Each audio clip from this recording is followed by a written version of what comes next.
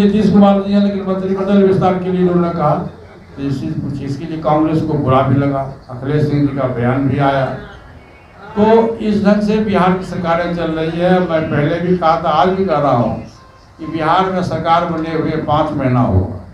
Cricket का match आप लोग देखे होइएगा, क्रिकेट के मैच में विकेट भी होता है और रन भी बनता है। बिहार सरकार का 3 विकेट डाउन हो गया 5 महीने में, रन एक भी नहीं बना। 3 मंत्री चले गए, रन एक भी नहीं बना। भविष्य में भी इस गठबंधन में कांग्रेस भी है, जिसके नेता राहुल गांधी जी हैं, जो देश के प्रबल दावेदार हैं प्रधानमंत्री पद के, और इस गठबंधन में नीतीश जी भी हैं, वो भी दावेदार है प्रधानमंत्री पद के। अब तेजस्वी यादव जी को फैसला करना है, सरकार चलानी है तेजस्वी यादव को, तो उनको फैसला करना है कि राहुल गांधी देश के प्रधानमंत्री के उम्मीदवार होंगे या नीतीश कुमार जी होंगे। ये मेरा स्पष्ट कहना है कि एक मियान में 2 तलवार नहीं रहता है और एक जंगल में 2 शेर नहीं रहता है। ये विपरीत परिस्थिति है। लोकसभा चुनाव के पहले निश्चित रूप से बिहार की सरकार जो है वो सरकार गिर जाएगी, ये गठबंधन टूट जाएगा। और सबसे बड़ी बात यह है कि देश में जब 2024 का चुनाव होगा तो मैं बार बार कहा हूँ कि देश में प्रधानमंत्री पद खाली नहीं है, कोई वैकेंसी नहीं है।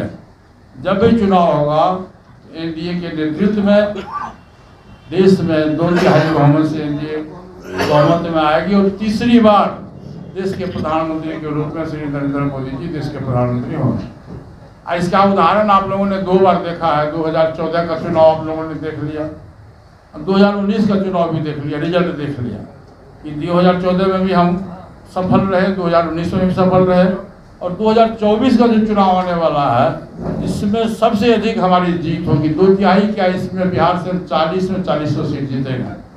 महागठबंधन के लोग भ्रम में हैं, भ्रम डाले हुए हैं। मैं एक बात आपसे कहता हूँ कि नीतीश कुमार का राजनीतिक उदय कब हुआ?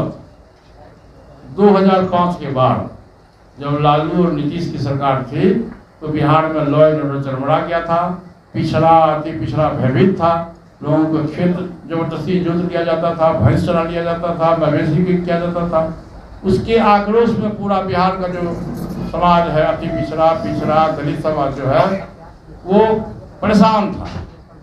और उस सरकार से मुक्ति पाने के लिए उन्होंने नीतीश कुमार को अपना नेता चुना और नीतीश कुमार के नेतृत्व में 2005 में बिहार की सरकार बनी और 17 वर्ष तक नीतीश जी बिहार में शासन में थे और आज भी है। लेकिन वो जो पिछड़ा समाज है, जो दलित समाज है, उसका विश्वास नीतीश जी से टूट गया।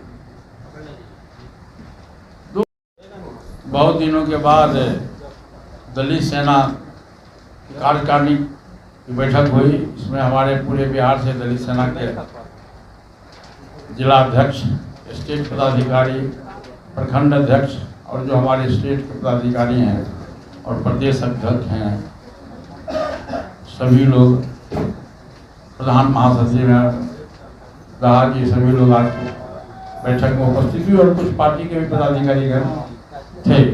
आज की बैठक का मुख्य उद्देश्य था कि दलित सेना जो स्वर्गीय पासवान जी के द्वारा गठन किया गया था, बनाया गया था, 8 अक्टूबर 1983 ईस्वी को गांधी मैदान में दलित सेना का गठन हुआ था, स्थापना हुआ था 8 अक्टूबर 1983। उसके संस्थापक स्वर्गीय पासवान जी थे। आज हम लोगों के बीच में नहीं है। सबसे पहले तो मैं उनको नमन करता हूँ, ईश्वर से प्रार्थना करता हूँ कि स्वर्गीय पासवान जी और स्वर्गीय रामचंद्र पासवान जी को ईश्वर उनके जहाँ कहीं भी हो उनकी आत्मा को शांति प्रदान करें। अब पासवान जी नहीं है हम लोग के बीच में और संयोग से मैं दलित सेना का राष्ट्रीय अध्यक्ष भी हूँ और मैं अपने पार्टी का भी राष्ट्रीय अध्यक्ष हूँ। तो मैं ये बार बार कहा हूँ कि देखिए, पासवान जी शोषित दलित पीड़ित समाज की लड़ाई लड़ते थे और शोषित समाज दलित समाज के प्रति जो अत्याचार उस जमाने में हुआ करता था, वो सांसद और संसद के बाहर अपनी बात को बहुत निर्भीकता पूर्वक रखते थे और उन्होंने समाज पर अत्याचार रोकने के लिए ही दलित सेना का गठन किया। और पूरे देश में शोषित, दलित, महिला, अकलियत के जो लोग हैं जिन पर अत्याचार होता था, तो पासवान जी स्वयं पूरे देश में जाते थे और उनके सुख में दुख में वो भागीदारी करते थे। और उसी का नतीजा है कि आज दलित सेना का संगठन पूरे देश में है, बल्कि जो साउथ का जो है वहाँ पासवान जी को आज के तारीख में लोग भगवान के रूप में मानता है। और प्रत्येक घर में आप देखिएगा साउथ में जितना भी दलित शोषित परिवार के लोग हैं, प्रत्येक घर में पासवान जी की मूर्ति है और लोग पूजा भी करते हैं। और पूरे देश में जो उनकी कीर्ति हुई, जो उनका कार्य हुआ रेल मंत्री के रूप में जो उन्होंने काम किया, आज जो राजधानी एक्सप्रेस है आप देख रहे हैं, ये पासवान जी का देन है। हाजीपुर में जनरल ऑफिस का उन्होंने किया, ये पासवान जी का देन है। आज जो मोबाइल सब फाइलों के हाथ में है, ये पासवान जी का देन है। मंडल कमीशन लागू हुआ, ये पासवान जी का देन है। तो हमारे जो दलित समाज के लोग हैं, सब लोग का डिमांड है, पूरे देश में डिमांड है कि पासवान जी को लोग सेकेंड अम्बेडकर मानते थे और उन्होंने सेकेंड अम्बेडकर का रोल भी अदा किया। इसलिए भारत सरकार और बिहार सरकार से हम लोगों का डिमांड है कि पासवान जी को भारत रत्न की उपाधि से सम्मानित किया जाए। दूसरा डिमांड है, आज की बैठक में जो प्रस्ताव पास हुआ है, दूसरा डिमांड है कि 77 से लेकर के 2019 ईस्वी तक पासवान जी हाजीपुर के सांसद रहे, 8 बार सांसद रहे, 9 बार सांसद रहे। उनकी कीर्ति है, 2 बार गिनीज बुक में उनका नाम दर्ज हुआ। और हाजीपुर के चलते पासवान जी का नाम पूरे देश में हुआ और पासवान जी के चलते पूरे देश में हाजीपुर का नाम दर्ज हुआ। तो हमारा डिमांड है, दलित सेना का डिमांड है, प्रस्ताव में हम लोगों ने दिया, दलित सेना का डिमांड है कि पासवान जी के नाम से हाजीपुर स्टेशन का नाम स्वर्गीय रामविलास पासवान जी के नाम से रखा जाए।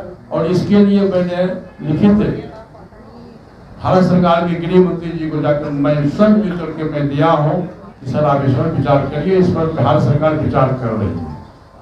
तीसरा जो दलित सेना का मेन उद्देश्य है कि दलित पर जो अत्याचार हो रहा है, इस अत्याचार को कैसे रोका जाएगा। जब से ये सरकार बनी है, एनडीए गठबंधन से जब से नीतीश कुमार अलग हुए, तब से आप देखिएगा कि बिहार में लॉ एंड ऑर्डर की स्थिति बहुत ही खराब है। कल भी प्रेस के साथी लोगों ने पूछा मुख्यमंत्री जी से कि मंत्रिमंडल का विस्तार कब कर रहे हैं, तो उन्होंने तेजस्वी जी की तरफ देख झाँक के कहा कि विभाग से भी पैसा दिलवाए, अपने खुद पैसा दिलवाए। लेकिन वहाँ के जो लोग हैं, वहाँ जो कमेटी गठित है, उन लोगों ने घपला कर दिया और मूर्ति नहीं बनाया, छत ढलैया हुआ, मकान बना, लेकिन मूर्ति आज के तारीख में अधूरा पड़ा हुआ है। जो वहाँ आपसी विवाद है, वहाँ आपसी विवाद के चलते हम लोग भी चाहते थे, उसमें मैं भी था, वहाँ में भी जाता था, हम लोग भी चाहते थे कि बाबा चौहर बल की मूर्ति बने, वहाँ धर्मशाला बने और काफ़ी पैसा